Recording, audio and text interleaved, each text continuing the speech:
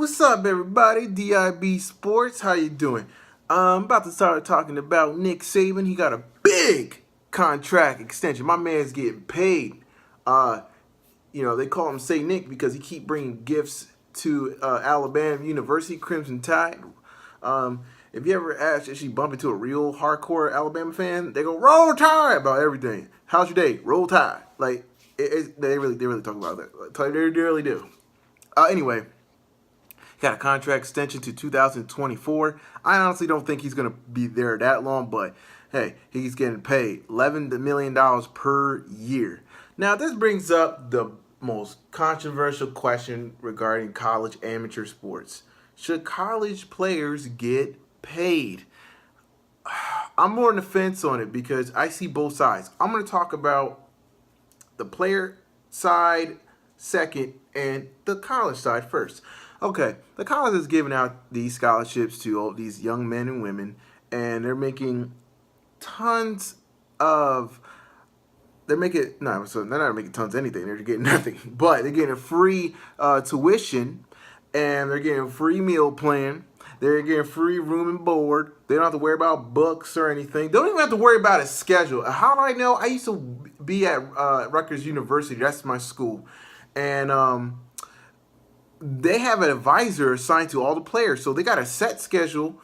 They don't have to worry about when they get their class, how to get the class. They get everything first, so they don't have to bum rush to get a class. It's everything set up because they have to adjust to their football practice, basketball practice. They got to bounce it all out, so they have to have these advisors to make sure that they're squared away. They're high visibility. If ever went to college, you know who the athletes are. There's no question about it. They're tall, they're big, they're just athletic looking.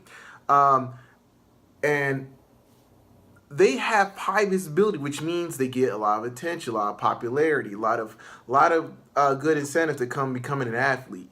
So they have special privileges and it might rub people the wrong way. I don't care, but some people feel the right way. They get treated differently than anybody else.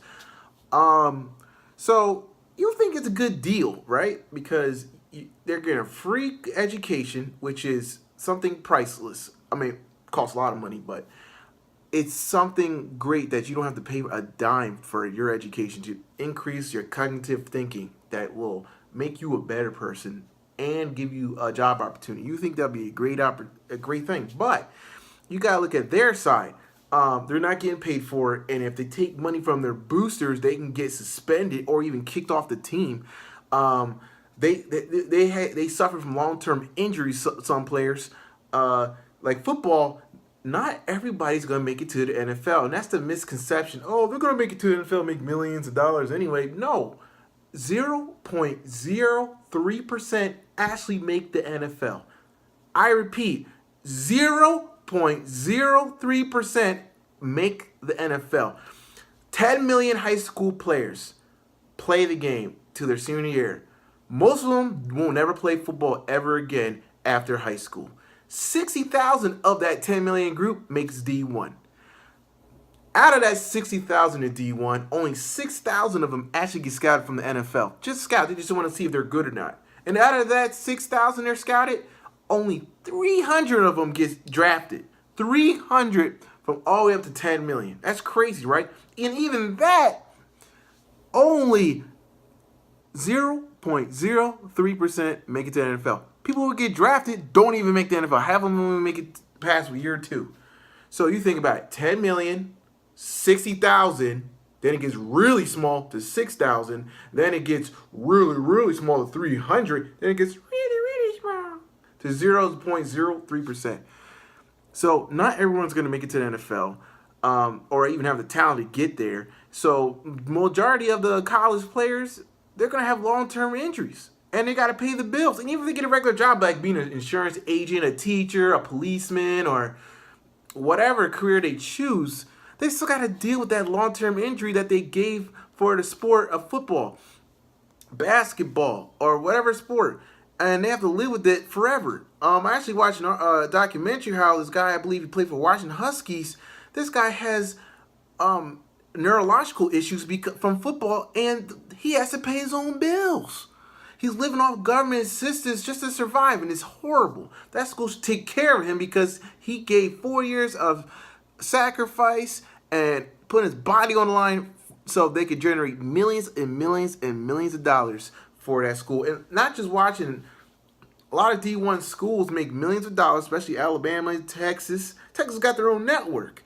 And they're making millions of dollars on free labor. Let's keep it real. It's free labor. So they're benefiting from the sweat, blood, and tears from the student athlete. And then, of course, you got the one moron that goes, oh, well, they didn't have to do that. They didn't have to choose that. Are you kidding me? Imagine if you have a chance to do what you love and you could do it for free. You're going to do it. But then the issue comes in, you're going by their terms. Like if you love video games, say you like NBA 2K, I always use an example. If you love NBA 2K, you like to play, but you like to play on your own time. Imagine you got to play at this time. You can't leave the room, or you never can play 2K again, or you have to go by this time, this schedule. You can't play NBA Live, or you get suspended. You can't do. That's how it is. They keep the players in a strict guidelines and make sure they're controlled. And they don't have the freedom and leverage to do what they want. They can't even sign an autograph or they get in trouble. So just imagine that your favorite thing you love to do ends up being controlled and dictated every moment of the day. You're not going to enjoy it, man. If they told me I can't do my DIB sports videos, I'd be devastated. So anyway, I see both sides. There has to be a happy medium. Now, do you feel like college players should get paid? I don't know. That's what I feel like. I don't know. It's a line that's very thin. And what about the other sports? That's what's going to happen. What about volleyball? What about lacrosse? What about soccer? What about baseball? What about blah, blah, blah? Like, no. Football brings the most money to all sports. Basketball second.